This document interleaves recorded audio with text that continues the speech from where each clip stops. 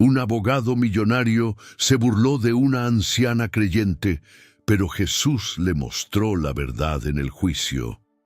El sol de la mañana entraba por los ventanales del juzgado familiar número 7 de Guadalajara, iluminando el polvo que flotaba en el aire como pequeñas partículas de indiferencia.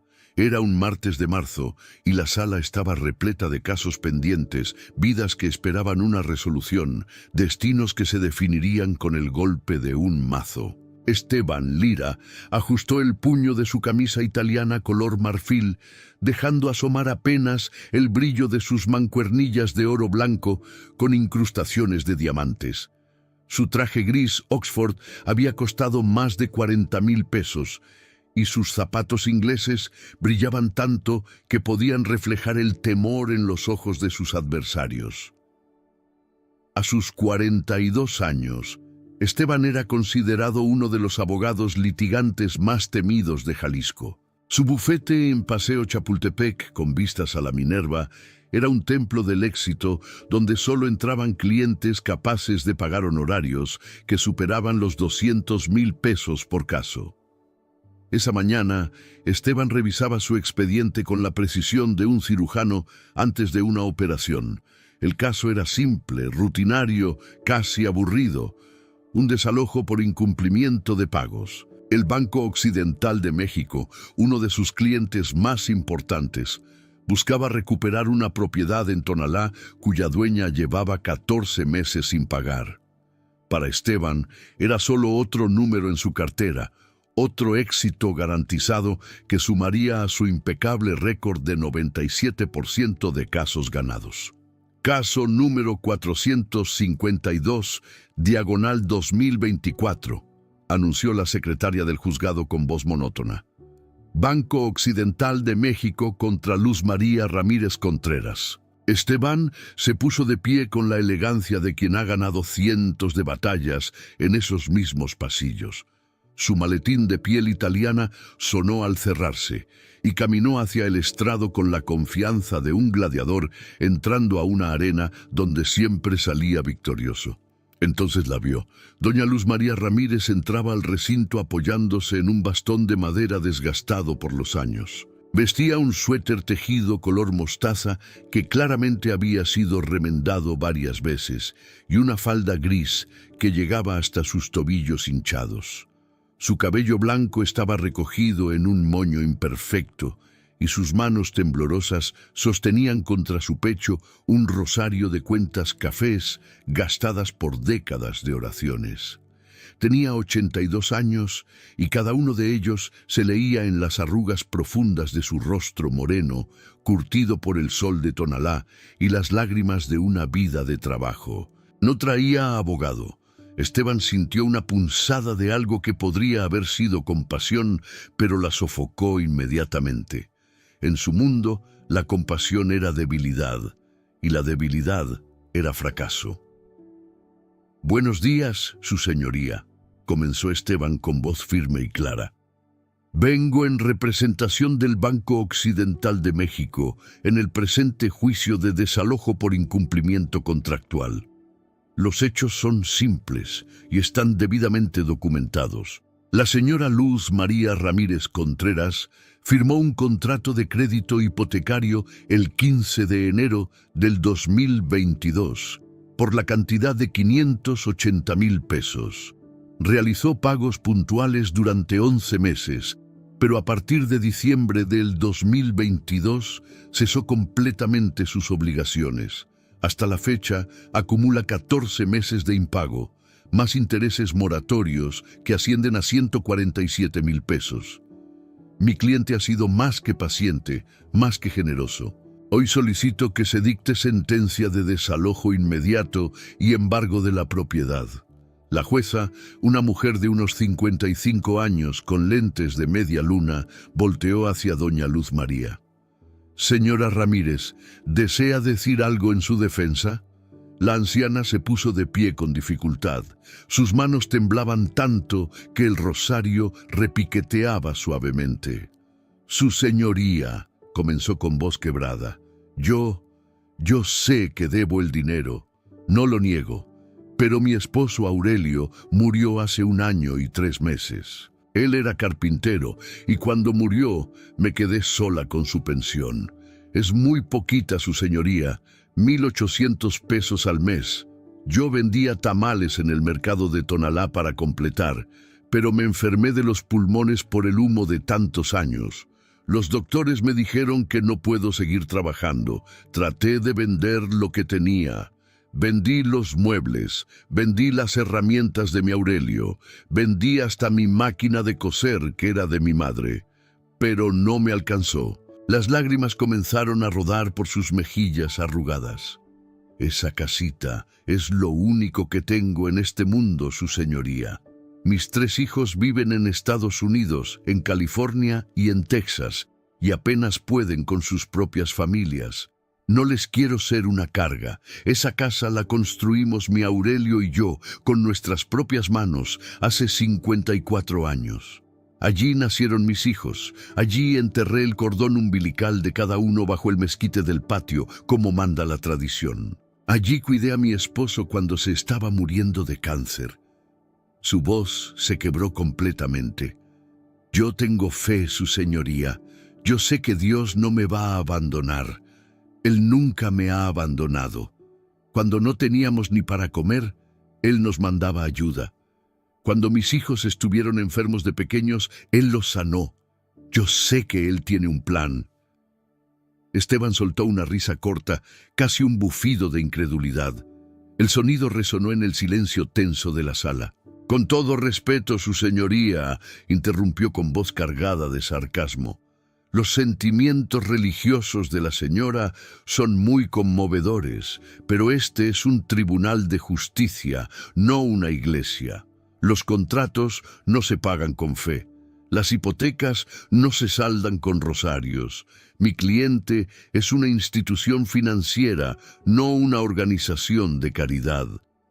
Se giró ligeramente hacia doña Luz María, y sus ojos oscuros brillaban con algo que iba más allá de la frialdad profesional.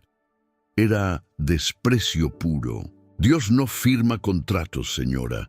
Dios no paga hipotecas, y permítame decirle algo con toda claridad. Si su Dios fuera tan poderoso como usted dice, no estaría aquí a punto de perder su casa. El silencio que siguió fue tan profundo que se podía escuchar el zumbido de las luces fluorescentes. Varios de los presentes en la sala bajaron la mirada, incómodos. La secretaria dejó de teclear. Hasta la jueza pareció sorprendida por la crueldad innecesaria de las palabras. Doña Luz María apretó su rosario con tanta fuerza que sus nudillos se pusieron blancos. Sus labios temblaban, pero no de miedo. Estaba rezando en silencio y las lágrimas seguían cayendo. Su señoría, continuó Esteban, recuperando su tono profesional, solicito que se proceda con el desalojo. El derecho es claro, no hay defensa legal válida. Solo hay excusas sentimentales que no tienen cabida en este recinto. La jueza suspiró profundamente, como si el peso de la decisión fuera una carga física sobre sus hombros. Señora Ramírez, entiendo su situación. De verdad la entiendo. Pero el abogado tiene razón en un punto. Este tribunal debe aplicar la ley. Usted firmó un contrato. Dejó de pagar. Legalmente no tengo otra opción. Doña Luz María comenzó a sollozar abiertamente. Por favor, su señoría, solo necesito un poco más de tiempo. Mi hijo en Texas me prometió que... Lo siento, interrumpió la jueza con firmeza, aunque su voz delataba incomodidad. Fallo a favor del Banco Occidental de México. La señora Luz María Ramírez Contreras tiene 30 días para desocupar la propiedad ubicada en calle Juárez, número 247, Colonia Centro, Tonalá, Jalisco. Después de ese plazo, se procederá al desalojo forzoso si fuera necesario. El mazo golpeó la madera con un sonido que pareció romper algo más que el silencio. Doña Luz María se desplomó en su silla llorando desconsoladamente. Una joven que había estado sentada en la parte de atrás, probablemente una vecina o amiga, corrió a consolarla. Esteban guardó sus documentos en el maletín con movimientos precisos y satisfechos. Otra victoria, otro caso cerrado, otro depósito generoso que llegaría a su cuenta en los próximos días. Mientras salía del juzgado, pasó junto a doña Luz María. Ella levantó la vista y a través de sus lágrimas lo miró directamente a los ojos. «Dios lo bendiga, licenciado», susurró con voz ronca. «Algún día usted va a necesitar misericordia y espero que la encuentre. Yo voy a rezar por su alma». Esteban ni siquiera se detuvo. La puerta del juzgado se cerró detrás de él con un golpe seco. Afuera, el sol de Guadalajara brillaba implacable. Esteban se puso sus lentes oscuros Cartier y caminó hacia su BMW Serie 7, color negro, que lo esperaba en el estacionamiento reservado. El aroma a piel nueva del interior lo recibió como un abrazo. Encendió el motor y el sistema de sonido premium llenó la cabina con música clásica. Mientras conducía por Avenida Américas hacia su bufete, llamó a su asistente. «Mariana, ya terminé en el juzgado. Ganamos el caso Ramírez. Envía la factura al banco, el monto completo más el bono de éxito. Y reserva mesa para 2 en Alcalde esta noche, a las 9. Quiero celebrar». «Perfecto, licenciado. ¿Algo más?» «Sí. Cancela mis citas de mañana por la mañana. Voy a jugar golf en el Santa Anita con el director del Banco Occidental. Necesito estrechar la relación». Colgó y sonrió para sí mismo. El tráfico era intenso, pero no le importaba. Desde la comodidad de su auto de lujo, el mundo parecía perfectamente ordenado. Cada cosa en su lugar. Los ganadores arriba, los perdedores abajo. Simple, justo, natural. Llegó a su bufete cerca de las 2 de la tarde. El edificio de cristal y acero en Paseo Chapultepec reflejaba las nubes blancas del cielo tapatío. Las letras doradas en la entrada rezaban: Lira en Asociados, litigación corporativa. Su secretaria, una mujer eficiente de 30 y tantos años, lo recibió con una sonrisa profesional. «Licenciado, tiene 5 llamadas pendientes. El licenciado Montoya del despacho rival quiere agendar una junta. Y llegó esto para usted». Le entregó un sobre grueso de papel manila. ¿Qué es? «Un nuevo cliente potencial, constructora inmobiliaria. Quieren que los represente en un litigio contra un ejido en Zapopan. Hablan de 50 hectáreas. El caso podría valer millones». Los ojos de Esteban brillaron. «Agenda la reunión para mañana en la tarde». Entró a su oficina, un espacio de techos altos con vista panorámica a la ciudad. Cuadros abstractos costosos decoraban las paredes color gris perla. Su escritorio de nogal italiano había costado 120,000 pesos y detrás de él una biblioteca contenía tomos de derecho encuadernados en piel. Se sirvió un whisky escocés de una botella que costaba 6,000 pesos y se reclinó en su silla ergonómica. Por la ventana podía ver la Minerva, el símbolo de Guadalajara, y más allá, las torres de la catedral emergiendo del horizonte urbano. Pensó brevemente en doña Luz María, en sus lágrimas, en su rosario gastado, en su fe ingenua. Pobre mujer, pensó sin real compasión. El mundo es así, no es personal, solo es negocio.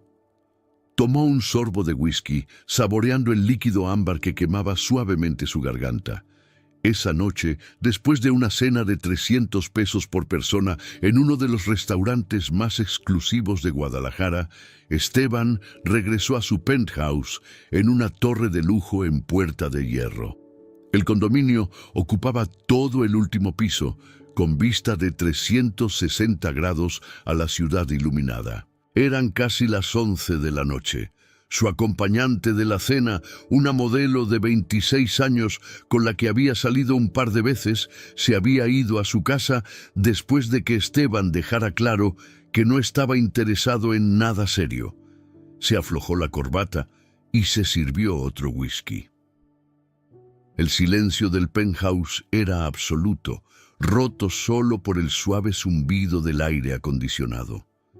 Las luces de Guadalajara se extendían hasta el horizonte como un manto de estrellas caídas. Esteban se sentó en su sofá de piel italiana color caramelo, que había costado 80,000 pesos, y encendió el televisor de 75 pulgadas. Pasó canales sin realmente ver nada. Noticias, deportes, series. Todo le parecía aburrido. Apagó el televisor y el silencio regresó más denso que antes. Fue entonces cuando lo escuchó. Un golpe. No era fuerte, pero era claro. 3 golpes rítmicos en la puerta principal. Esteban frunció el ceño. ¿Quién podría estar tocando a esas horas? El edificio tenía seguridad las 24 horas. Nadie podía subir sin autorización. Tal vez era el conserje. Dejó el vaso en la mesa de centro y caminó hacia la entrada. El piso de mármol travertino italiano era frío bajo sus pies descalzos. ¿Quién es?, preguntó antes de abrir, acercándose a la mirilla. No hubo respuesta. Miró por la mirilla, pero el pasillo estaba en penumbra. Las luces automáticas debían haberse apagado. Solo podía distinguir una figura borrosa del otro lado. «¿Hola?», insistió con un toque de irritación en su voz. Silencio. Contra su mejor juicio, abrió la puerta. Un hombre estaba parado en el umbral. No era el conserje, no era ninguno de sus vecinos, no era nadie que Esteban hubiera visto antes.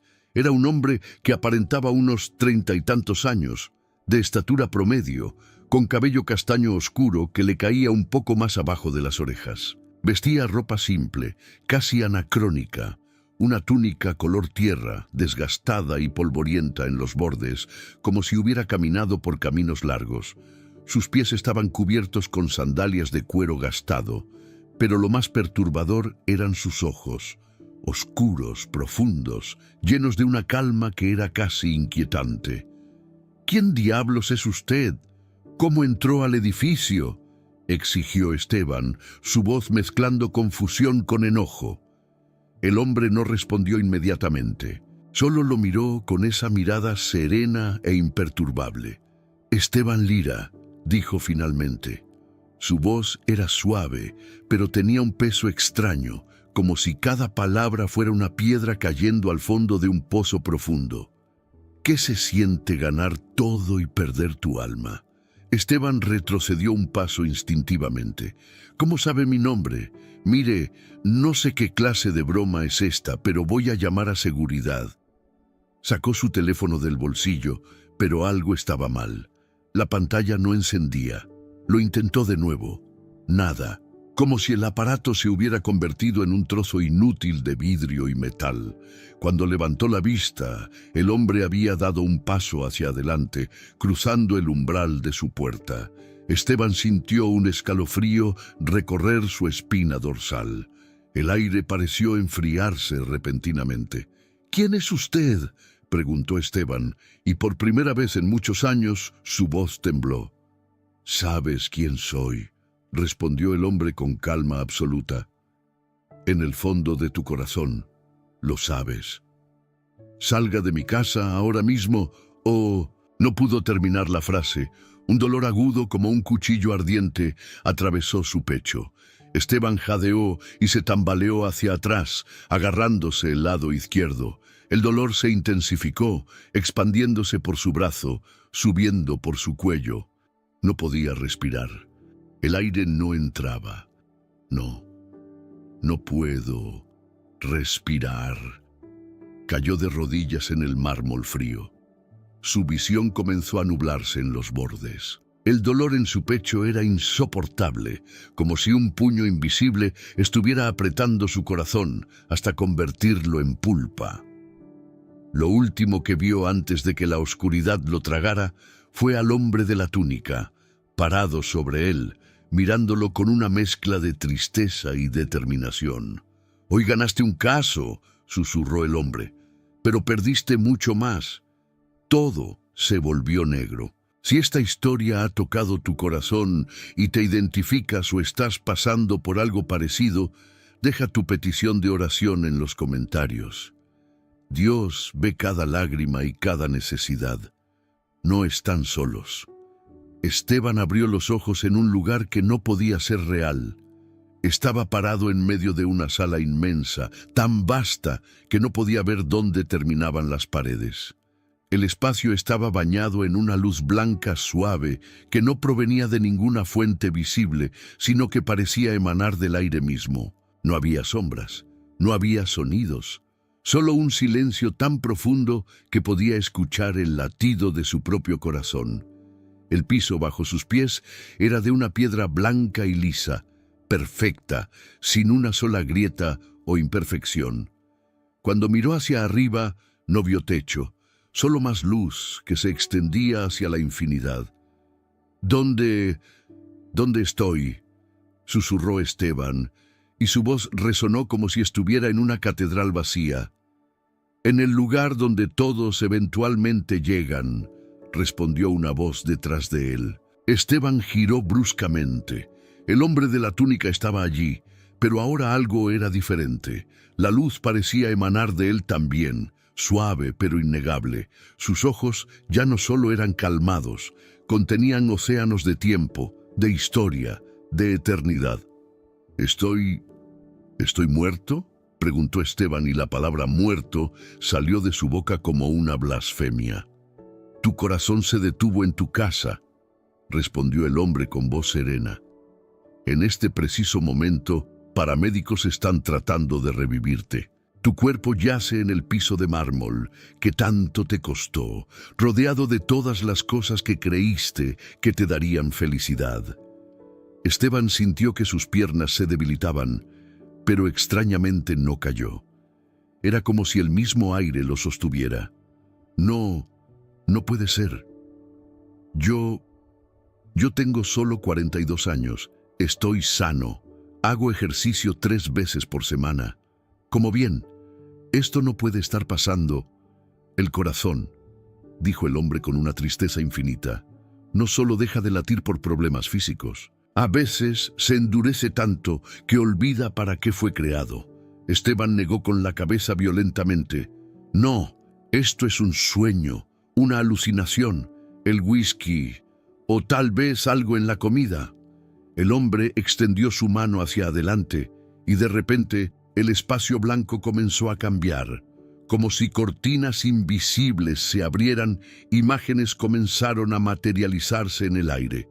No eran proyecciones ni hologramas, eran más reales que eso. Eran recuerdos, momentos congelados en el tiempo, pero vivos, pulsantes.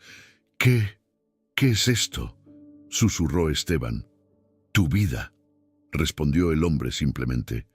Todos tus casos, todas tus victorias, todo lo que construiste. La primera imagen se materializó completamente frente a ellos. Era una mujer de unos 60 años, sentada en una oficina pequeña y triste de alguna institución gubernamental.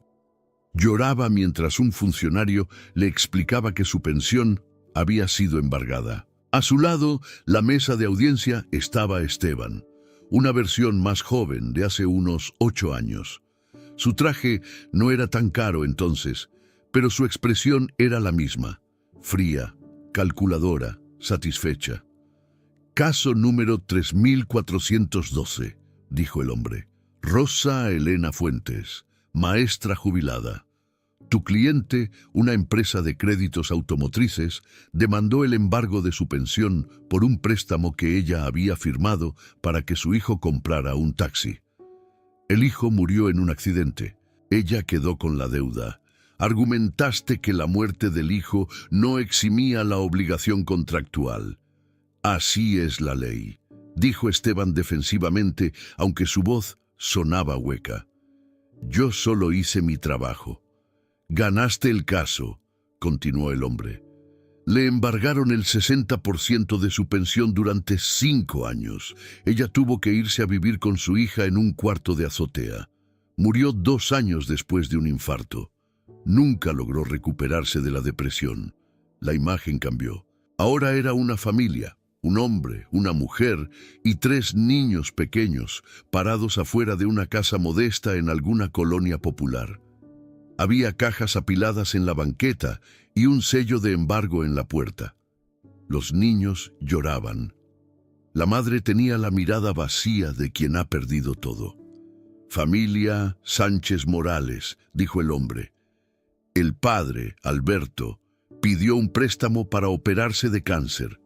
La operación fue un éxito, pero quedó con secuelas que le impidieron trabajar durante 8 meses. Se atrasó en los pagos de la casa. Tu cliente, un banco diferente pero igualmente poderoso, quiso ejecutar la hipoteca. Alberto ofreció pagar un plan de reestructuración.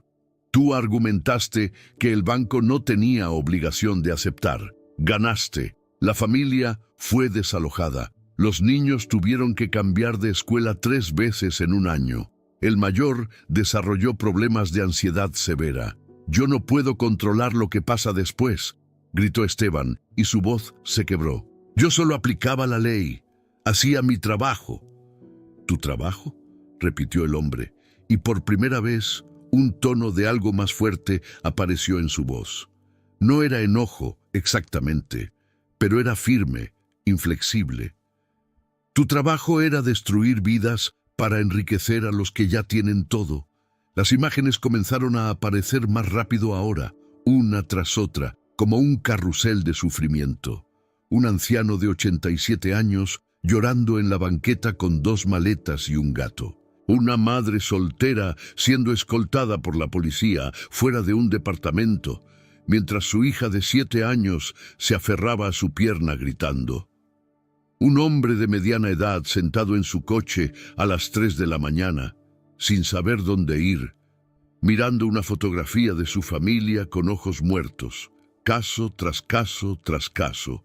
34 desalojos en los últimos 5 años, 19 embargos de pensiones, 42 juicios contra pequeños negocios familiares que quebraron después de perder contra corporaciones gigantes representadas por Esteban. «¡Basta!», gritó Esteban, cubriéndose los oídos como si eso pudiera detener las imágenes. «¡Basta, por favor!». El hombre levantó su mano y las imágenes se detuvieron, congelándose en el aire como fotografías suspendidas en el tiempo. «¿Sabes cuántas personas perdieron su hogar por tu causa en los últimos 10 años?» preguntó el hombre con voz suave pero inexorable. Esteban negó con la cabeza, las lágrimas corriendo por sus mejillas. 67 familias, respondió el hombre. 292 personas en total, incluyendo 83 niños. Los números golpearon a Esteban como martillazos. ¿Sabes cuántas de esas personas intentaron suicidarse después de perderlo todo? Esteban no podía hablar, solo sollozaba. 7. 4 de ellos lo lograron. El hombre caminó lentamente hacia Esteban, y con cada paso, el peso de sus palabras parecía crecer.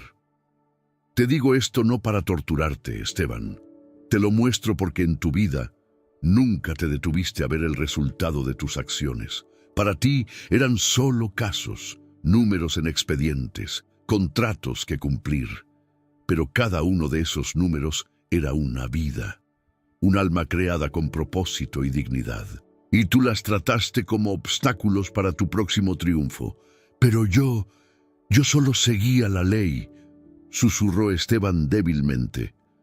La ley, dijo el hombre, y ahora su voz contenía una tristeza tan profunda que era casi insoportable.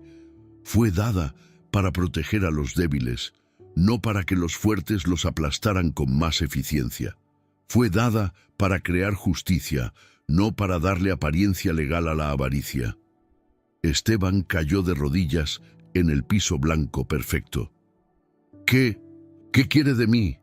No se trata de lo que yo quiero, respondió el hombre. Se trata de lo que tú elegiste. Cada día tomaste decisiones. Cada caso que aceptaste, cada argumento que construiste, cada vez que viste lágrimas y elegiste ignorarlas. No fue la ley la que hizo eso, fuiste tú. El silencio cayó de nuevo, pesado y absoluto. Hay algo más que debes ver, dijo el hombre después de un momento. Levantó su mano nuevamente y una última imagen apareció. Era del juzgado esa misma mañana. Pero ahora Esteban se veía a sí mismo desde afuera como si fuera un espectador. Ahí estaba él, impecable en su traje italiano, con su maletín de piel costoso, mirando con desprecio a doña Luz María mientras ella temblaba con su rosario entre las manos. La escena se reprodujo de nuevo. Las palabras crueles salieron de su boca una vez más. Dios no firma contratos, señora. Dios no paga hipotecas. Pero esta vez algo era diferente. La imagen se acercó a doña Luz María. Esteban pudo ver su rostro con una claridad que no había notado en el juzgado. Vio cómo sus ojos se humedecían no solo de tristeza, sino de una fe inquebrantable que seguía brillando incluso en medio del terror de perder su hogar. Vio cómo sus labios se movían en oración silenciosa, pidiendo no por venganza, sino por fortaleza. Y más desgarrador aún, vio cómo había susurrado: «Dios te bendiga, licenciado», cuando él pasó junto a ella sin siquiera mirarla. «Ella rezó por ti», dijo el hombre. «Incluso después de que le arrancara su último pedazo de esperanza, rezó por tu alma». Algo se rompió dentro de Esteban. No era solo culpa, era algo más profundo. Era el reconocimiento completo y devastador de que había vivido toda su vida adulta persiguiendo las cosas equivocadas, valorando las victorias vacías, construyendo un imperio sobre los huesos de los quebrantados. ¿Qué puedo hacer?», sollozó. «No puedo deshacer todo esto. No puedo devolverles lo que perdieron. No puedo». «Todavía estás vivo», interrumpió el hombre. «Tu corazón se detuvo, pero los médicos están trabajando. Tienes una elección, Esteban. Siempre has tenido una elección». El hombre se arrodilló frente a Esteban, mirándolo directamente a los ojos con una intensidad que era imposible de soportar, pero imposible de apartar. «Puedes regresar. Y si regresas, puedes cambiar. No puedes borrar el pasado, pero puedes escribir un futuro diferente. Puedes usar todo tu talento, toda tu inteligencia, toda tu capacidad, pero esta vez para defender a los que no tienen voz, para ser escudo de los débiles en lugar de espada de los poderosos». «¿Por qué?», preguntó Esteban entre sollozos. «¿Por qué me daría una segunda oportunidad después de todo lo que he hecho?». El hombre sonrió por primera vez, y era una sonrisa de una belleza y una tristeza infinitas. Porque el amor verdadero siempre da segundas oportunidades. Porque ninguna alma está tan perdida que no pueda ser encontrada. Y porque se puso de pie, extendiendo su mano hacia Esteban. «Mi trabajo no es condenar, mi trabajo es salvar». Esteban tomó la mano extendida, y en el momento en que sus dedos se tocaron, una oleada de luz lo inundó. No era solo luz física, era algo más. Era paz, era perdón, era amor de una pureza y una fuerza que no sabía que podían existir. «Ve», dijo el hombre, «regresa. Y recuerda que ahora el juicio más importante no será el que ganes en un tribunal. Será el juicio que hagas cada día sobre qué tipo de hombre quieres ser». La luz se intensificó hasta que Esteban no pudo ver nada más. El sonido de sirenas comenzó a crecer en la distancia. Voces gritando, el olor a ozono y a químicos médicos, el dolor regresando a su pecho como un tren de carga. Y entonces, el dolor fue lo primero que Esteban sintió al regresar. No era como el dolor agudo y punzante del infarto, era diferente, era un dolor sordo, profundo, que emanaba desde el centro de su pecho y se expandía por todo su cuerpo como ondas en un estanque. «Otra vez, carga a 300», gritó una voz masculina tensa por la urgencia. «Despejado», respondió otra voz. Un shock eléctrico atravesó el cuerpo de Esteban. Sus músculos se contrajeron violentamente. Por un momento, vio luces fluorescentes cegadoras en un techo blanco. Figuras borrosas vestidas de verde se movían a su alrededor como fantasmas frenéticos. «Tenemos pulso, tenemos pulso». Ritmo sinusal restaurado. Presión 70 sobre 40 y subiendo. Las voces comenzaron a hacerse más claras, más reales. Esteban intentó hablar, pero tenía algo en la garganta, un tubo que le impedía emitir sonido. Entró en pánico, tratando de arrancárselo. «Señor Lira, cálmese», dijo una voz femenina cerca de su oído. «Está en el hospital. Tuvo un infarto. Está entubado. No trate de hablar, solo respire. Está a salvo». Pero Esteban no se sentía a salvo. Las imágenes de ese lugar blanco, del hombre de la túnica, de todas esas vidas destruidas, seguían ardiendo en su mente como hierros candentes. Las lágrimas comenzaron a brotar de sus ojos, rodando por sus sienes hacia la almohada. Durante las siguientes horas, todo fue un torbellino de procedimientos médicos. Le retiraron el tubo endotraqueal, le hicieron electrocardiogramas. Lo conectaron a monitores que pitaban constantemente, rastreando cada latido de su corazón traidor.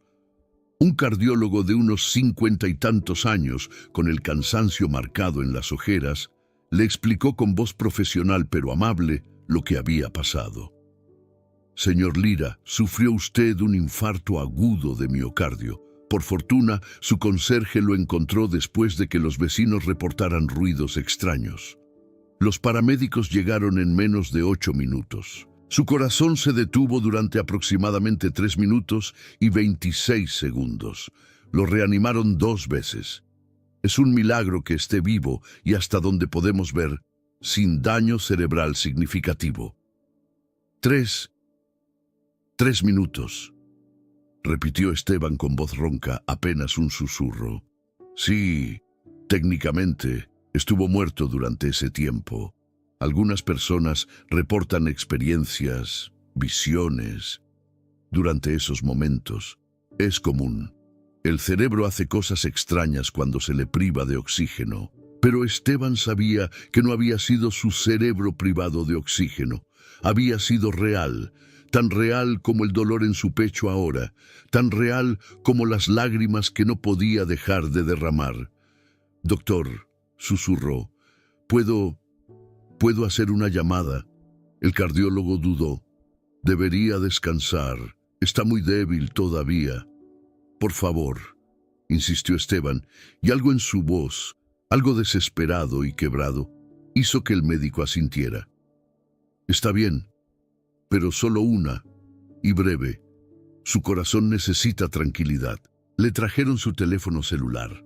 La pantalla estaba destrozada por la caída cuando colapsó, pero aún funcionaba.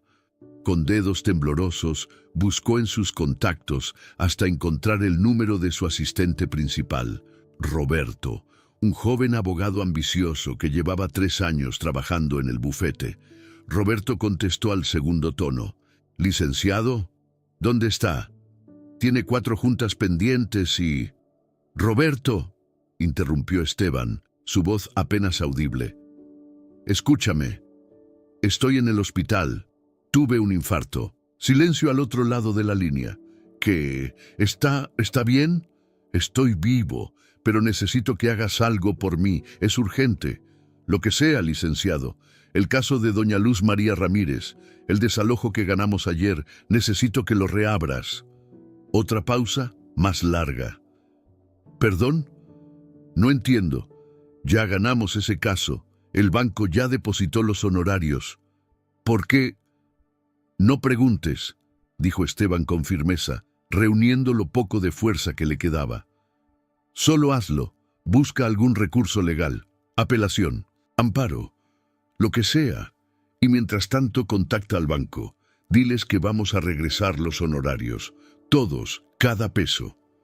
«Licenciado, con todo respeto, ¿está seguro de que está bien? Tal vez los medicamentos...» «Hazlo, Roberto», casi gritó Esteban, y el monitor cardíaco comenzó a pitar más rápido. «Es una orden. si aprecias tu trabajo, si me debes algo por todo lo que te he enseñado, haz esto por mí. Yo, está bien, licenciado, lo haré, pero no prometo nada. El juicio ya fue dictado. Encuentra la manera. Eres brillante. Sé que puedes. Colgó y dejó caer el teléfono sobre la cama. El esfuerzo lo había dejado exhausto. Cerró los ojos, pero cada vez que lo hacía, veía de nuevo el rostro de doña Luz María, sus manos temblando, sus lágrimas cayendo sobre el rosario gastado, su voz susurrando: «Dios te bendiga, licenciado». Pasó 3 días en cuidados intensivos. Durante ese tiempo recibió visitas. Su madre, una mujer elegante de 72 años que vivía en San Miguel de Allende, llegó llorando y se quedó sentada junto a su cama durante horas, acariciando su mano con ternura maternal que Esteban había olvidado que existía. Su hermana menor, que vivía en Monterrey con su familia, tomó el primer vuelo disponible. Algunos colegas del mundo legal aparecieron brevemente, incómodos, sin saber qué decir, ofreciendo condolencias prematuras disfrazadas de deseos de recuperación. Pero la persona que Esteban más esperaba no llegaba. Roberto había enviado varios mensajes de texto. El caso de doña Luz María era complicado. El banco se negaba a reconsiderar. El tiempo límite de apelación era corto. Había barreras legales. El 4.º día, finalmente lo trasladaron a un cuarto privado. Ya no estaba en cuidados intensivos, aunque seguía conectado a monitores y con una vía intravenosa en el brazo. La ventana de su habitación daba a un pequeño jardín interno del hospital, donde algunos pacientes en recuperación caminaban lentamente, arrastrando sus tanques de oxígeno portátiles. Esteban miraba ese jardín cuando tocaron a la puerta. «Adelante», dijo sin mucho entusiasmo, esperando a otra enfermera con más medicamentos. Pero quien entró fue Roberto, y no venía solo. Detrás de él, ayudándose con su bastón de madera, cojeando ligeramente, venía doña Luz María Ramírez. Esteban se incorporó tan bruscamente que el monitor cardíaco protestó con pitidos alarmados. «Señora, yo...» comenzó, pero las palabras se atoraron en su garganta. Doña Luz María lo miró con esos ojos oscuros que parecían ver más allá de las superficies, directo al alma. Se acercó lentamente a la cama y Esteban notó que llevaba el mismo rosario gastado enredado en su mano derecha. «Licenciado Lira», dijo con voz suave, «su ayudante me llamó. Me dijo que usted quería verme. Me dijo que estuvo muy enfermo». Yo... Esteban no podía encontrar las palabras. ¿Cómo pedir perdón por tratar de destruir la vida de alguien?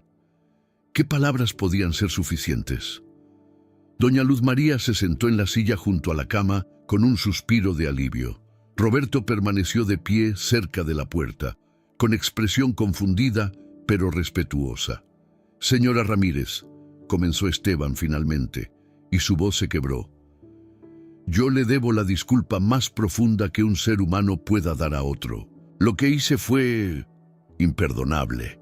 La traté con crueldad, me burlé de su fe, intenté quitarle lo único que tenía, y lo peor es que lo hice sin ningún remordimiento. Para mí, usted era solo un caso, solo un obstáculo entre mi cliente y su dinero». Las lágrimas comenzaron a correr por las mejillas de Esteban. «Pero yo tuve una experiencia. Cuando mi corazón se detuvo, vi cosas. Vi a todas las personas a las que lastimé. Vi las consecuencias de mi ambición. Y vi a alguien que me mostró quién he sido realmente. Un hombre vacío. Un hombre que construyó un imperio sobre el sufrimiento de otros». Doña Luz María lo escuchaba en silencio, su rostro arrugado, imposible de leer. «No tengo derecho a pedirle perdón», continuó Esteban, «no después de lo que hice, pero voy a hacer todo lo que esté en mi poder para devolverle su casa. Voy a encontrar la manera legal, y si no la hay, encontraré otra forma. Le pagaré yo mismo la deuda al banco si es necesario. No descansaré hasta que esté de vuelta en su hogar. El silencio que siguió fue largo. Roberto miraba la escena con los ojos muy abiertos, como si estuviera presenciando algo que superaba su comprensión del mundo. Finalmente, doña Luz María habló. «Licenciado», dijo con voz temblorosa pero firme, «yo le dije en el juzgado que iba a rezar por usted. Y lo hice. Cada noche desde ese día le recé a Dios por su alma, porque vi en sus ojos algo que me recordó a mi hijo mayor cuando era joven. Orgullo, dolor, vacío disfrazado de éxito. Sacó el rosario de su mano y lo sostuvo frente a ella. Mi esposo me regaló este rosario cuando nos casamos, hace 61 años. Me dijo, Luz, cuando el mundo sea cruel, cuando la vida sea difícil, cuando no sepas qué hacer, reza. Dios siempre escucha. Y tenía razón. Dios siempre ha escuchado. Incluso cuando perdí mi casa, yo sabía que Él tenía un plan. Estiró su mano arrugada y la colocó sobre la de Esteban. Su piel era suave, cálida, llena de una ternura que Esteban no merecía. Y mire, continuó con una sonrisa que transformó su rostro. Él sí tenía un plan. No era el plan que yo imaginaba, pero Dios usó mi dolor para tocar su corazón. Usó mi pérdida para que usted encontrara su camino. Eso no es coincidencia, licenciado. Eso es un milagro. Pero usted perdió su casa por mi culpa, sollozó Esteban. Todavía no la he perdido, respondió doña Luz María con calma. Tengo 28 días todavía según la sentencia, y algo me dice que esos 28 días son suficientes, porque ahora usted está de mi lado, y si Dios está con nosotros, ¿quién puede estar contra nosotros? Roberto carraspeó desde la puerta. Licenciado, si me permite, revisé todo el expediente. Hay una posibilidad. Es arriesgada, pero existe. El banco no siguió el protocolo correcto de notificación inicial. Hubo un error procesal hace 2 años. Podríamos argumentar nulidad del procedimiento. No garantizo nada, pero es una ventana. Esteban se enderezó y por primera vez en días sintió algo además de dolor y culpa. Sintió propósito. Hazlo, dijo con firmeza. Usa todos los recursos del bufete. Contrata los peritos que necesites. Y Roberto... Sí, licenciado. Esto lo hacemos pro bono, sin cobrar un solo peso. De hecho, quiero que revises todos nuestros casos activos. Cualquier caso donde estemos representando a corporaciones contra personas individuales en situación vulnerable, quiero que lo revises. Si hay algo éticamente cuestionable, me retiro del caso. Si hay manera de llegar a un acuerdo más justo, lo buscamos. ¿Entendido? Roberto parpadeó, claramente sorprendido, pero asintió. Entendido, licenciado. Después de que Roberto se fuera a trabajar en el caso, doña Luz María permaneció sentada junto a la cama de Esteban. No hablaron mucho. No era necesario. Ella rezaba en silencio, sus labios moviéndose mientras las cuentas del rosario pasaban entre sus dedos. Y Esteban, por primera vez desde que era un niño pequeño en la iglesia con su abuela, cerró los ojos y trató de rezar también. No sabía las palabras correctas, había olvidado las oraciones formales hacía décadas, pero susurró desde lo más profundo de su corazón roto: Dios, si estás ahí, si me escuchas, gracias. Gracias por no haberme dejado morir todavía. Gracias por darme una oportunidad de cambiar.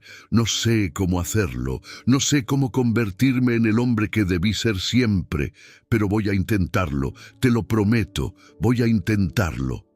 Cuando abrió los ojos, doña Luz María lo miraba con una sonrisa. Él lo escuchó, dijo simplemente. Siempre escucha. Esteban recibió el alta del hospital una semana después del infarto. Los cardiólogos le dieron una lista larga de restricciones: nada de estrés, ejercicio moderado solamente, dieta estricta, medicamentos 3 veces al día. Su madre quería que se fuera con ella a San Miguel de Allende para recuperarse, pero Esteban se negó. Tenía trabajo que hacer, trabajo que, por primera vez en su vida, realmente importaba. Su penthouse en Puerta de Hierro se sentía diferente cuando regresó.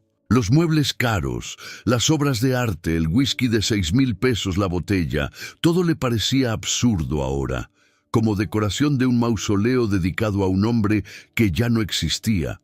Lo primero que hizo fue llamar a Roberto para una reunión de emergencia en su casa. No se sentía lo suficientemente fuerte para ir a la oficina todavía, y honestamente no estaba seguro de querer volver ahí. Roberto llegó al anochecer con una pila de documentos legales bajo el brazo y una expresión que mezclaba emoción con preocupación. Licenciado, encontramos 3 irregularidades procedimentales, comenzó Roberto antes incluso de sentarse.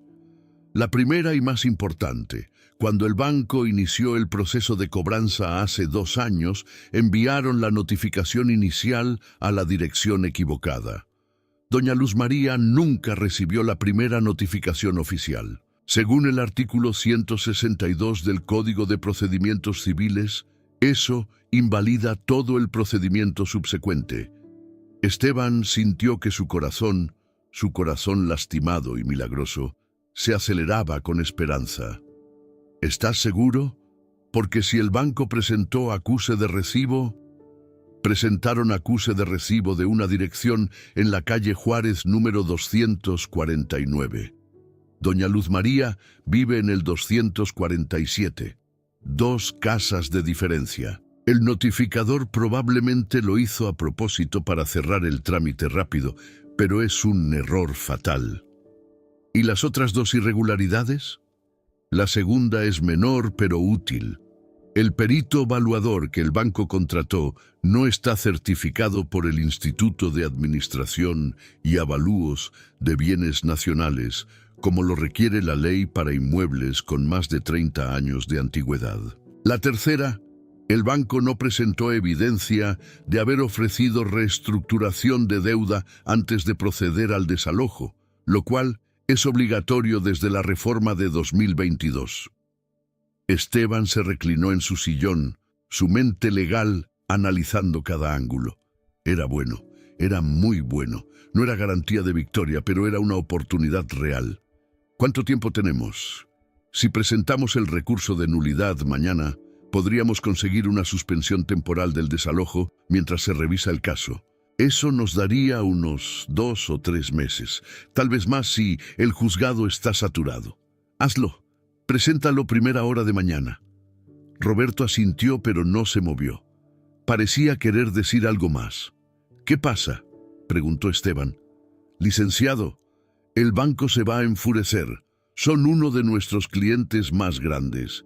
Si hacemos esto, es probable que rompan contrato con el bufete. Y no solo ellos. Las corporaciones se hablan entre sí. Si usted empieza a rechazar casos, o peor aún, a trabajar contra sus intereses, la reputación del bufete se va a la basura, completó Esteban. Lo sé. Y está dispuesto a... Roberto, interrumpió Esteban, mirándolo directamente a los ojos. Hace una semana mi corazón se detuvo. Estuve muerto, técnicamente, clínicamente muerto, y en esos 3 minutos vi más claramente que en toda mi vida. Vi lo que he construido, un imperio de papel, dinero manchado con lágrimas de gente que lo necesitaba más que yo, prestigio comprado con el sufrimiento de familias que solo querían sobrevivir. Se puso de pie, aunque el esfuerzo lo dejó un poco mareado. Si pierdo el bufete, que así sea. Si pierdo a los clientes corporativos, mejor, porque prefiero pasar el resto de mi vida defendiendo a una sola anciana que realmente lo necesita que ganar 1000 casos defendiendo a bancos que ya tienen demasiado. Roberto lo miró durante un largo momento y algo cambió en su expresión. Respeto, admiración y tal vez un poco de vergüenza por sus propias motivaciones. Entendido, licenciado. Mañana a primera hora. Y licenciado, para lo que valga, creo que está haciendo lo correcto. Después de que Roberto se fuera, Esteban se paró frente a la ventana de su penthouse.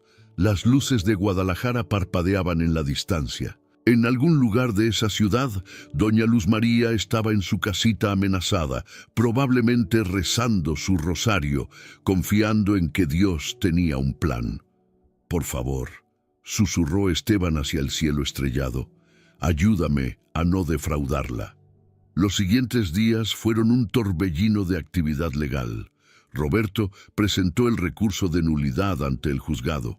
El banco, representado ahora por otro bufete igualmente despiadado, contraatacó con una moción para rechazar el recurso por extemporáneo. Hubo audiencias preliminares, intercambio de documentos, argumentos técnicos que habrían sido soporíferos para cualquiera fuera del mundo legal, pero que para los involucrados eran batallas por justicia. La jueza que llevaba el caso era la misma que había dictado la sentencia original, licenciada Patricia Velázquez Soto. Una mujer de 56 años, con una reputación de ser estricta pero justa. Cuando revisó el nuevo recurso presentado por Esteban, su expresión fue de sorpresa genuina. «Licenciado Lira», dijo en una audiencia privada en su oficina, «si no me equivoco, usted era el abogado que representaba al banco en el caso original. ¿Ahora representa a la señora Ramírez?» «Así es, su señoría», respondió Esteban con firmeza. «Es inusual. Tuve una revelación, su señoría. Llamémosle una crisis de conciencia. El caso original tenía irregularidades procedimentales que pasé por alto porque convenían a mi cliente. Ahora estoy aquí para corregir ese error». La jueza lo estudió durante un largo momento. «Licenciado, en mis 25 años en el sistema judicial he visto muchas cosas, pero nunca había visto a un abogado cambiar de bando tan drásticamente. ¿Está seguro de que sabe lo que está haciendo?» «Más seguro que de cualquier otra cosa en mi vida, su señoría». La jueza asintió lentamente. «Muy bien, he revisado el recurso. Las irregularidades procedimentales son reales y verificables. Voy a ordenar una suspensión temporal del desalojo mientras se investiga el asunto. Pero le advierto, licenciado, el banco tiene recursos virtualmente ilimitados. Van a pelear esto con todo lo que tienen». «Lo sé, su señoría, pero nosotros tenemos algo que el dinero no puede comprar. ¿Y qué es eso? La verdad y la justicia verdadera». Cuando Esteban salió del juzgado esa tarde, encontró a doña Luz María esperándolo en una banca del pasillo. Se había vuelto costumbre. Ella aparecía en cada audiencia, sin importar cuán fría fuera la mañana o cuánto le dolieran las piernas. Se sentaba en la parte de atrás de la sala, rezando silenciosamente, sus labios moviéndose en oraciones constantes. «Señora Ramírez», dijo Esteban, sentándose junto a ella, «tengo buenas noticias. La jueza aceptó nuestro recurso. El desalojo está suspendido temporalmente». Las lágrimas brotaron inmediatamente de los ojos de la anciana. «Gracias a Dios, gracias a Dios», exclamó apretando su rosario. «Yo sabía que él tenía un plan. Yo sabía». Esteban sintió un nudo en la garganta. La fe pura de esta mujer era algo que él no había conocido nunca. Incluso ahora, después de todo lo que había experimentado, le costaba creer con esa certeza absoluta. Pero verla a ella, ver cómo su fe permanecía inquebrantable, era inspirador de una manera que nunca habría imaginado. «Señora», dijo Esteban suavemente, «tengo que ser honesto con usted. Esto es solo el primer paso. El banco va a pelear. Van a traer a sus mejores abogados. Pueden alargar esto por meses, incluso años. Va a ser difícil». Doña Luz María tomó la mano de Esteban entre las suyas, cálidas y suaves, a pesar de estar arrugadas por décadas de trabajo. «Licenciado, cuando mi Aurelio estaba muriendo de cáncer, los doctores me dijeron que no había esperanza, que me preparara para lo peor.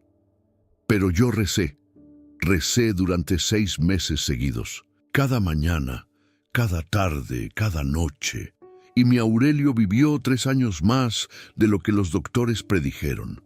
3 años hermosos donde pudimos despedirnos, donde pudimos decir todo lo que necesitábamos decir. Sus ojos brillaban con lágrimas y con algo más profundo. La fe no significa que todo será fácil, licenciado. La fe significa que no estamos solos en la dificultad. Y yo sé, con cada fibra de mi ser, que no estoy sola ahora. Dios me mandó a usted. Usted, que era mi enemigo, ahora es mi defensor. Si eso no es un milagro, no sé qué es. Esteban no pudo contenerse más. Abrazó a la anciana ahí mismo en el pasillo del juzgado, llorando sobre su hombro como un niño, liberando años de dureza, de frialdad, de vacío que había llevado como una armadura. «Gracias», susurró. «Gracias por creer en mí cuando no lo merecía. Gracias por rezar por mí cuando fui cruel con usted. No sé si merezco el perdón, pero voy a pasar el resto de mi vida tratando de ganarlo». Doña Luz María le palmeó la espalda suavemente, como una madre consolando a su hijo. «Ya está perdonado, mijo. Ya está perdonado». Esa noche, Esteban no regresó inmediatamente a su penthouse.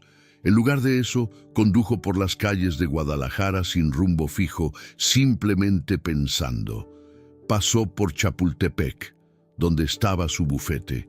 Las luces aún estaban encendidas. Roberto y otros asociados trabajando hasta tarde, como siempre lo habían hecho. Pero, en lugar de sentir orgullo por ese templo del éxito legal, sintió algo diferente. Tristeza. Tristeza por todos los años perdidos persiguiendo las cosas equivocadas.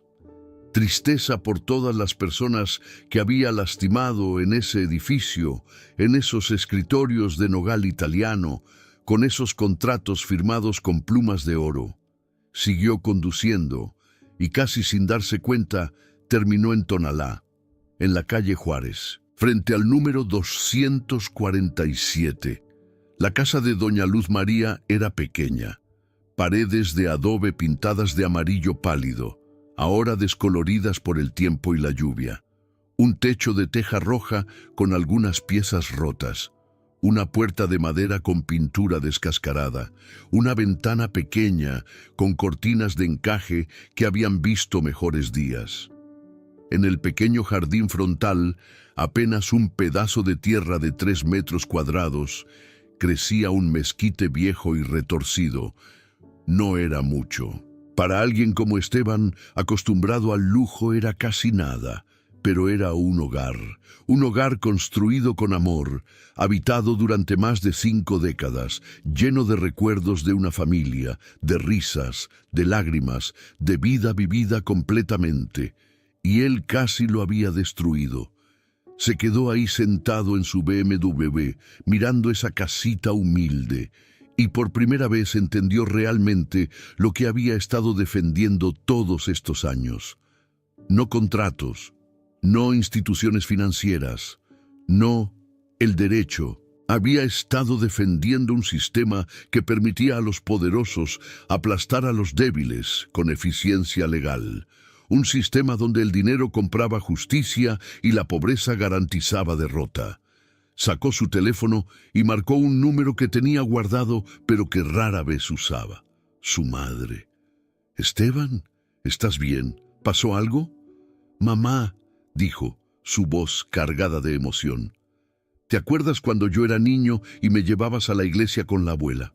«Claro que sí, mi hijo. ¿Por qué? ¿Te acuerdas de lo que la abuela siempre decía? Sobre la justicia y el amor». Su madre se quedó en silencio por un momento, sorprendida por la pregunta. «Sí, decía que la justicia sin amor es crueldad, y el amor sin justicia es debilidad.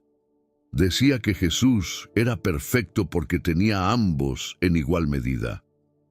Yo creo que lo entiendo ahora, mamá. Después de todos estos años, finalmente lo entiendo. «Mijo, ¿estás seguro de que estás bien?» «Sí, mamá.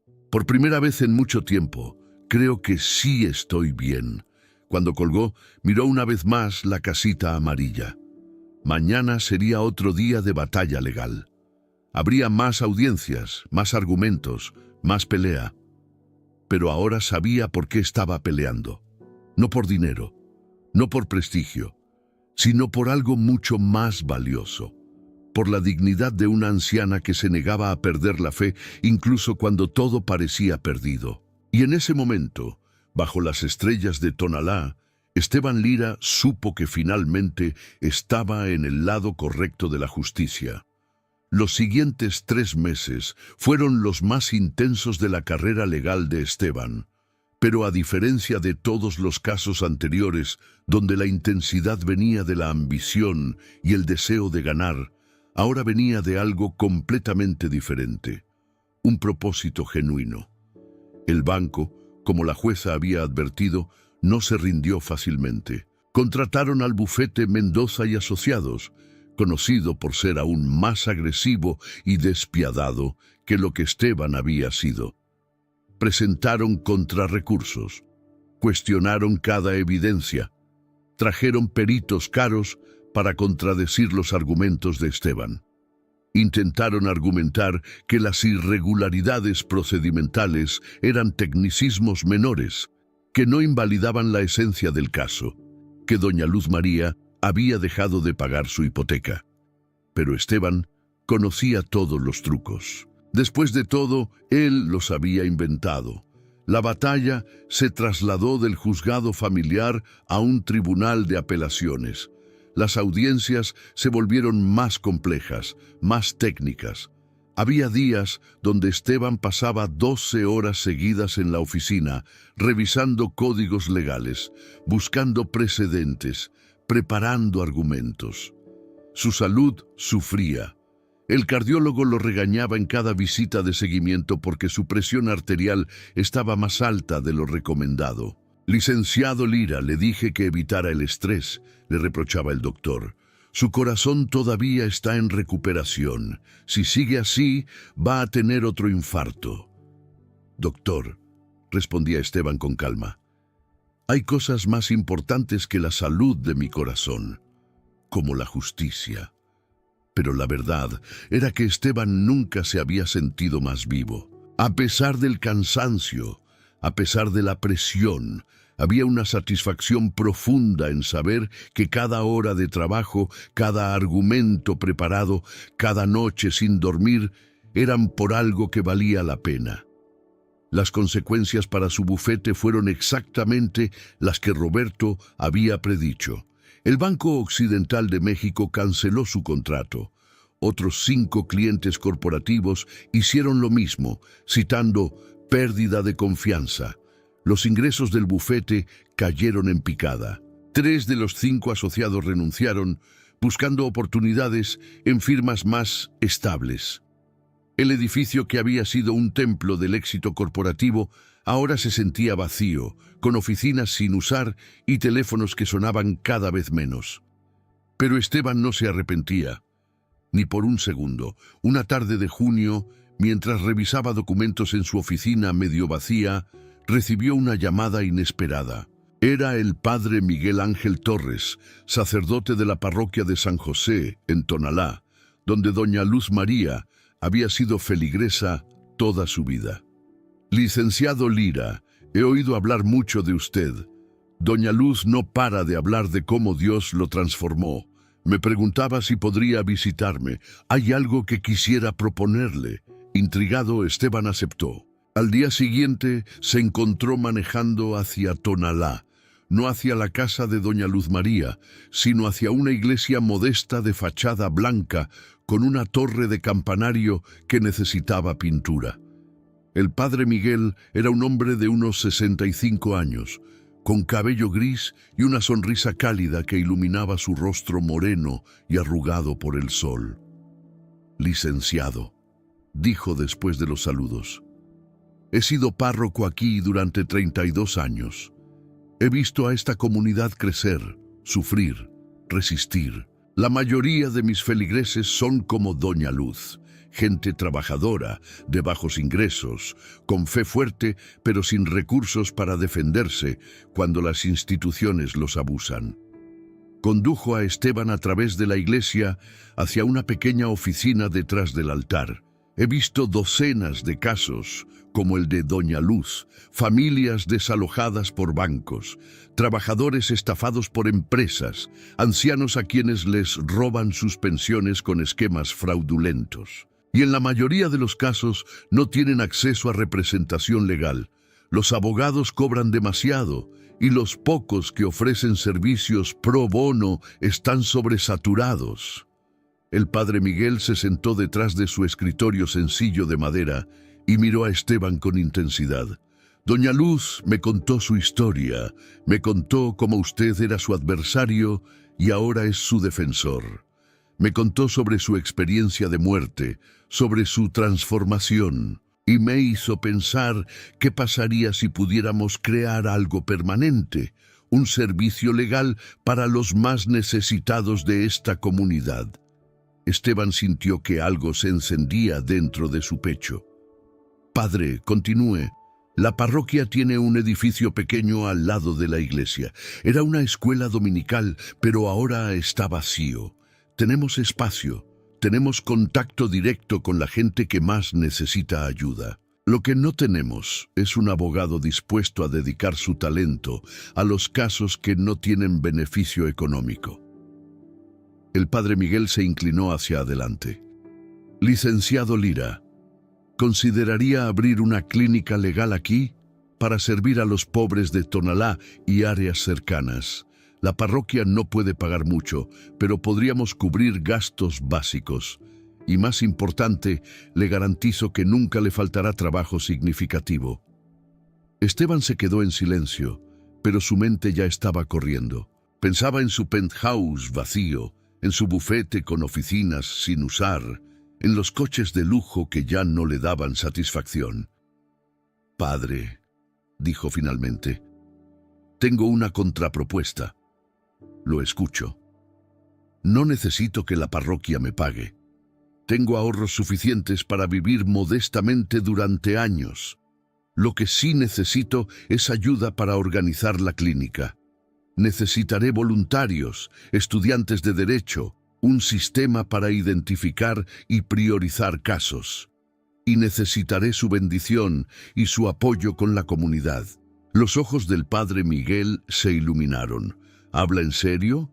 Completamente en serio. De hecho, ya estoy pensando en cerrar mi bufete en Chapultepec.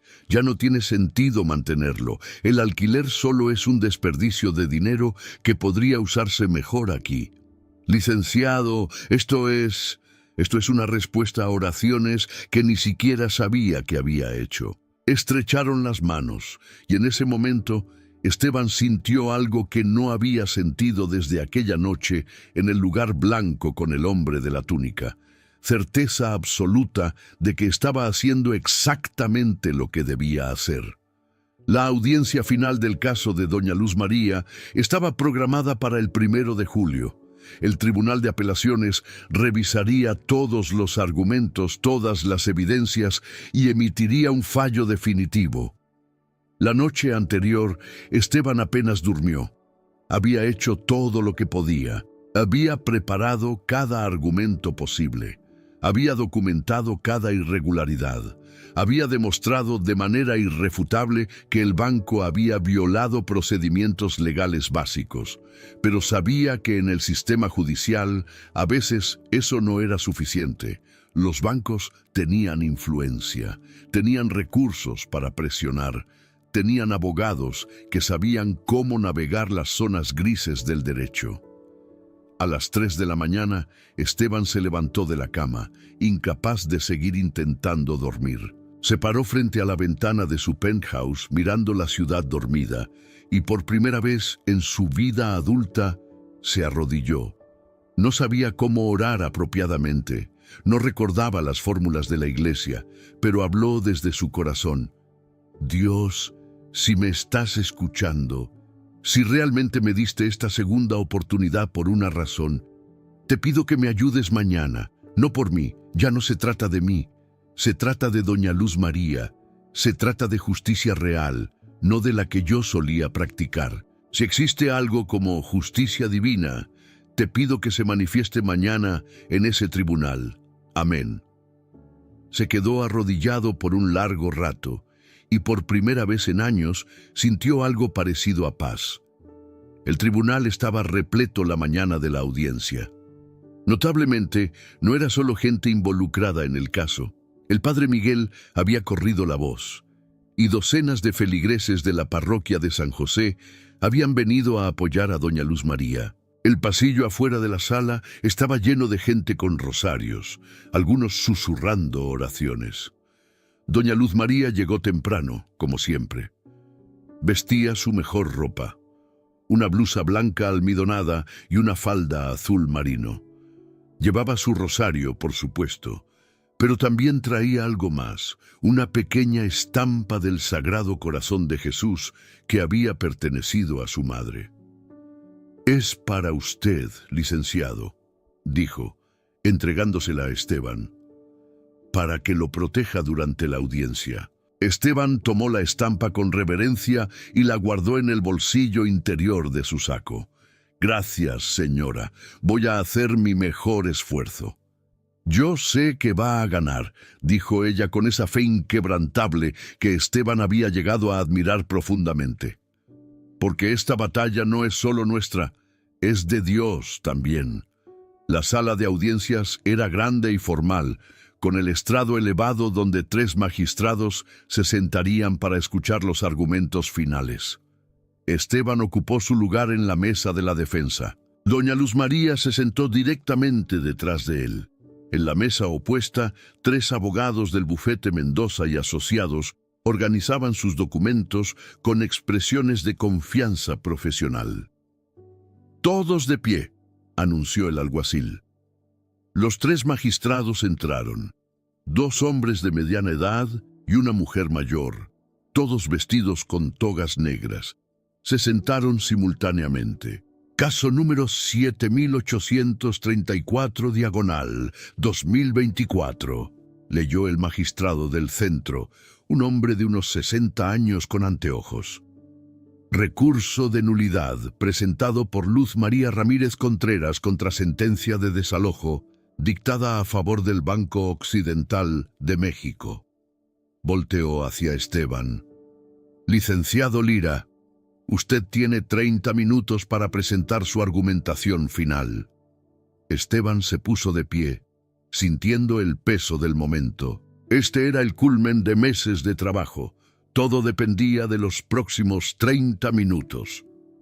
«Honorables magistrados», comenzó con voz clara y firme, «este caso en su superficie parece ser sobre un contrato incumplido y un desalojo. Pero en realidad es sobre algo mucho más fundamental. Es sobre el debido proceso. Es sobre el derecho de todo ciudadano, sin importar su edad o su situación económica, a ser notificado apropiadamente cuando enfrenta la pérdida de su patrimonio». Esteban procedió metódicamente, explicó la irregularidad en la notificación original, mostrando documentación que probaba que la dirección usada era incorrecta. Citó precedentes del Tribunal Supremo sobre la importancia de la notificación apropiada. Demostró que el perito evaluador del banco no tenía las certificaciones requeridas por ley. Y finalmente, presentó evidencia de que el banco nunca había ofrecido reestructuración de deuda, violando reformas relativamente recientes diseñadas para proteger a deudores vulnerables.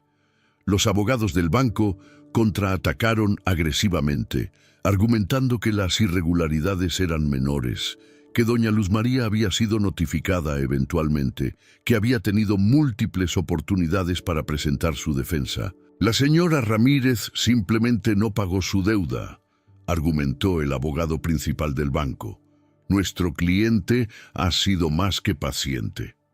Las irregularidades procedimentales que menciona la defensa son tecnicismos que no cambian el hecho fundamental. Hay una deuda impaga, y la ley permite al acreedor recuperar la propiedad hipotecada. Cuando ambos lados terminaron sus argumentos, los magistrados se retiraron para deliberar. El protocolo normal era que regresaran en unos días con el fallo, pero el magistrado principal anunció que la importancia del caso justificaba una deliberación inmediata. «Esperaremos 2 horas», dijo. «Volveremos con nuestro fallo a la 1 de la tarde». Esas 2 horas fueron las más largas de la vida de Esteban. Salió al pasillo donde los feligreses de San José habían formado un semicírculo, rezando el rosario en voz baja. Doña Luz María estaba en el centro, dirigiendo las oraciones con voz temblorosa, pero constante. Roberto se acercó a Esteban. «Lo hiciste bien, licenciado. Muy bien, pero hay que ser realistas. Los bancos casi siempre ganan este tipo de apelaciones». «Lo sé», respondió Esteban, «pero por primera vez en mi carrera no se trata de ganar. Se trata de haber peleado la pelea correcta». A la 1 en punto, el alguacil volvió a llamar a la sala. El corazón de Esteban latía tan fuerte que podía sentirlo en sus oídos. Tomó asiento. Doña Luz María apretó su rosario hasta que sus nudillos se pusieron blancos. Los magistrados entraron y ocuparon sus lugares. El magistrado del centro tomó un documento y comenzó a leer. Después de revisar cuidadosamente los argumentos presentados por ambas partes, este tribunal ha llegado a las siguientes conclusiones. Esteban contuvo la respiración. Primero, la irregularidad en la notificación inicial es un error procesal grave que viola el derecho al debido proceso garantizado por el artículo 14 constitucional. La diferencia de 2 números en la dirección no es un tecnicismo menor. Resultó en que la señora Ramírez no recibiera la primera notificación oficial, privándola de la oportunidad de responder adecuadamente desde el inicio del procedimiento. Esteban sintió una chispa de esperanza. Segundo, el perito evaluador utilizado por el banco no cumplía con las certificaciones requeridas por ley. Esto invalida la evaluación del inmueble presentada como evidencia en el caso original. La chispa se convirtió en una llama. Tercero, el banco falló en ofrecer reestructuración de deuda como lo requiere la reforma del 2022 al Código Civil. Esta no es una cortesía opcional, es una obligación legal diseñada específicamente para proteger a deudores en situación vulnerable. El magistrado hizo una pausa, mirando directamente hacia donde estaban Esteban y doña Luz María. Por estas razones, este tribunal revoca la sentencia de desalojo dictada por el Juzgado Familiar número 7. El procedimiento original es declarado nulo. Se ordena al Banco Occidental de México a reiniciar el proceso desde el principio, cumpliendo correctamente con todos los requisitos procedimentales, incluyendo notificación apropiada y oferta obligatoria de reestructuración de deuda. Durante este proceso, la señora Luz María Ramírez Contreras conserva plenos derechos sobre su propiedad. El sonido del mazo golpeando la madera resonó como un trueno. Se levanta la sesión. Por un momento, hubo silencio absoluto en la sala. Luego, doña Luz María soltó un grito de alegría y comenzó a llorar desconsoladamente. El pasillo estalló en aplausos y alabanzas. La gente se abrazaba, lloraba, reía.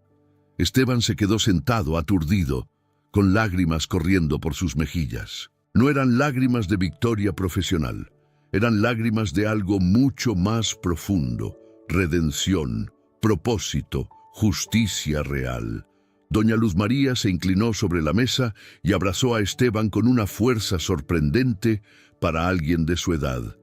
«Gracias, licenciado, gracias. Dios lo bendiga. Él le devolvió todo lo que usted pensó que había perdido». «No, señora», susurró Esteban. «Usted me dio algo que nunca tuve. Propósito, significado, una razón para usar mi talento de la manera correcta». Los abogados del banco salieron de la sala con expresiones de frustración y enojo, pero Esteban sintió solo compasión por ellos. Había sido uno de ellos. Sabía lo vacío que era ese mundo. Afuera del tribunal, el padre Miguel había organizado una celebración improvisada en el atrio de la iglesia de San José. Alguien trajo tamales, otro trajo agua fresca. Los niños corrían entre las bancas mientras los adultos cantaban alabanzas. Esteban se paró bajo el mezquite en el jardín de la iglesia, observando la celebración, cuando el padre Miguel se acercó. «Esto es un milagro, licenciado», dijo el sacerdote con una sonrisa. «Un verdadero milagro». «Fue solo aplicar la ley correctamente, padre», respondió Esteban con modestia. «No, hijo, el milagro no es solo que doña Luz conservó su casa. El milagro es que usted encontró su camino de vuelta, de la oscuridad a la luz, del servicio a los poderosos al servicio de los necesitados». Eso no pasa por casualidad. Esteban pensó en aquella noche, en su corazón deteniéndose, en el lugar blanco, en el hombre de la túnica que le había mostrado su vida con una claridad devastadora. «Padre», dijo después de un momento, «usted cree en encuentros sobrenaturales, en que Jesús pueda aparecer físicamente para enseñar una lección». El padre Miguel lo miró con ojos sabios. «Creo que Dios trabaja de maneras misteriosas, a veces a través de las circunstancias, a veces a través de otras personas, y sí, a veces a través de encuentros que desafían nuestra comprensión. Lo importante no es cómo fue el mensaje, lo importante es que lo escuchó y lo siguió». Asintió hacia doña Luz María, que estaba riendo con sus vecinos, su rostro radiante de felicidad. Y mire el resultado, una vida salvada, una familia con su hogar, una comunidad con esperanza renovada y un abogado que encontró su verdadera vocación. Esa noche, Esteban regresó a su penthouse por última vez. Había tomado una decisión. Iba a vender el condominio de lujo, iba a cerrar el bufete en Chapultepec, iba a donar la mayor parte de su fortuna a la clínica legal que establecería en Tonalá. Mientras empacaba sus pertenencias personales, encontró algo en el fondo de un cajón de su escritorio, la estampa del Sagrado Corazón que doña Luz María le había dado antes de la audiencia. La había olvidado completamente en el torbellino de emociones después del fallo. La sostuvo bajo la luz, estudiando la imagen. El corazón de Jesús, rodeado de espinas pero radiante con luz. Dolor y amor juntos, sufrimiento y redención entrelazados. Entendió ahora lo que significaba. Encontró un marco simple en una tienda cercana y colocó la estampa dentro. Sería lo primero que colgaría en la pared de su nueva oficina en la Clínica Legal de San José. Epílogo. 6 meses después, la Clínica Legal Sagrado Corazón abrió sus puertas un martes de noviembre. El edificio que había sido escuela dominical ahora tenía un letrero pintado a mano. Servicios legales gratuitos. Todos son bienvenidos. Esteban había convertido el espacio en 3 oficinas pequeñas, una sala de espera modesta y un área de consulta. Roberto había dejado el mundo corporativo para unirse a él a tiempo completo. 5 estudiantes de Derecho de la Universidad de Guadalajara venían como voluntarios 3 veces por semana. Los casos llegaban en oleadas: desalojos injustos, fraudes laborales, estafas a ancianos, violencia doméstica. Cada uno era una batalla. Cada uno era una oportunidad de hacer justicia real. Esteban había vendido su BMW y ahora conducía un Tsuru del 2005. Había vendido su penthouse y alquilaba un departamento de 2 habitaciones en Tonalá. Su guardarropa de trajes italianos había sido reemplazado por ropa simple y práctica. La botella de whisky de 6,000 pesos fue reemplazada por café instantáneo. Y nunca había sido más feliz. Una tarde, mientras revisaba el caso de una familia a punto de ser desalojada por un banco, ironía no perdida en él, doña Luz María apareció en la puerta de su oficina con una canasta. «Licenciado, dijo con esa sonrisa que ahora era tan familiar. Le traje tamales. Usted trabaja mucho y sé que a veces olvida comer. Esteban aceptó la canasta con gratitud. Señora Ramírez, usted no tiene que hacer esto. Claro que tengo que hacerlo. Usted me salvó mi casa. Es lo menos que puedo hacer. Se sentó en la silla frente al escritorio de Esteban, el mismo lugar donde meses atrás había sido su cliente. Ahora era más como familia. Licenciado, ¿puedo preguntarle algo personal? Por supuesto. ¿Alguna vez tiene dudas de haber dejado su vida anterior, su dinero, su prestigio, todo eso? Esteban dejó su pluma y la miró directamente. Señora, cada día me despierto en ese departamento pequeño sin vista panorámica. Cada día manejo ese carro viejo que hace ruidos extraños. Cada día como frijoles y arroz en lugar de comida de restaurantes caros. Y cada día me siento más rico de lo que jamás fui cuando tenía millones en el banco. Se reclinó en su silla, una silla simple de plástico muy diferente a la ergonómica de 120,000 pesos que solía tener. Porque ahora cuando me veo en el espejo, reconozco al hombre que veo. Ya no veo a un extraño vacío vestido con ropa cara.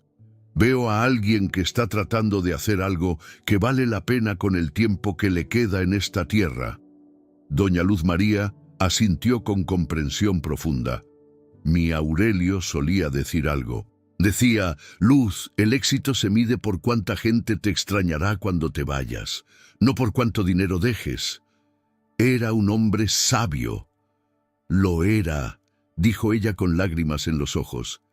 Y estaría orgulloso de ver lo que usted se ha convertido. Yo estoy orgullosa de usted, licenciado, como si fuera mi propio hijo. Esas palabras tocaron algo profundo en Esteban. Nunca había tenido hijos. Nunca se había permitido estar lo suficientemente cerca de alguien para formar esos lazos. Pero ahora, esta mujer a la que había tratado de destruir, lo trataba como familia. El orgullo es mutuo, señora. Usted me enseñó más sobre la ley en un día de lo que aprendí en toda mi carrera. Yo no sé nada de leyes. Me enseñó que las leyes solo tienen significado cuando sirven a la justicia. Y la justicia solo existe cuando hay compasión. Esa es una lección que ninguna universidad puede enseñar. Después de que doña Luz María se fuera, Esteban continuó trabajando en el caso de la familia amenazada con desalojo. Era complejo. Iba a requerir semanas de investigación. Probablemente no ganarían mucho dinero incluso si ganaban. La familia era tan pobre como doña Luz María. Pero eso ya no importaba. Mientras trabajaba, su mirada cayó sobre la estampa del Sagrado Corazón enmarcada en la pared. Bajo ella había colocado una placa de madera simple con palabras talladas. El juicio más importante no fue el que gané, fue el que Jesús me ganó. Y debajo de eso, Esteban había añadido algo más con su propia mano. La justicia sin amor es solo soberbia, nunca más. Esa noche, cuando cerraba la clínica, el padre Miguel pasó para despedirse. Licenciado, mañana temprano tengo una familia que necesita ayuda. Problemas con un contratista que les robó el dinero del enganche de su casa. ¿Puede recibirlos? Por supuesto, padre. A las 9 está bien. Perfecto. Y licenciado, gracias. Por todo lo que hace. Por ser el instrumento de Dios en esta comunidad. Esteban negó con la cabeza. No, padre. Gracias a ustedes. A doña Luz María. A esta comunidad. Por creer que la gente puede cambiar. Por darme la oportunidad de probar que puedo ser mejor de lo que era. ¿Sabe qué es lo más hermoso de todo esto?, dijo el padre Miguel, que usted pasó de ser abogado de los poderosos a abogado de los pobres. Pero ambos requieren el mismo talento, la misma inteligencia, el mismo trabajo duro. La única diferencia es para quién trabaja, y esa elección define quiénes somos realmente. Después de que el padre Miguel se fuera, Esteban apagó las luces de la clínica y salió al aire fresco de la noche de Tonalá.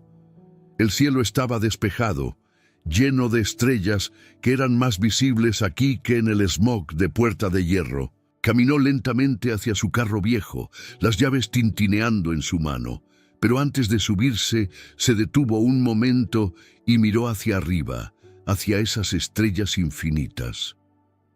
«Gracias», susurró hacia el cielo, «por no dejarme morir esa noche, por mostrarme la verdad, aunque doliera, por darme la oportunidad de cambiar. No desperdiciaré esta segunda vida, te lo prometo». Y en el silencio de la noche de Tonalá, con el aroma de las tortillas recién hechas flotando desde una casa cercana y el sonido de risas de una familia cenando junta, Esteban Lira supo con absoluta certeza que finalmente había encontrado lo que había estado buscando toda su vida sin saberlo. No éxito, no dinero, no prestigio, sino redención, propósito y una razón para levantarse cada mañana sabiendo que el día tendría significado. Había sido el abogado millonario que se burló de una anciana creyente, pero Jesús le había mostrado la verdad en el juicio más importante de todos, el juicio de su propia alma. Y esa verdad lo había liberado.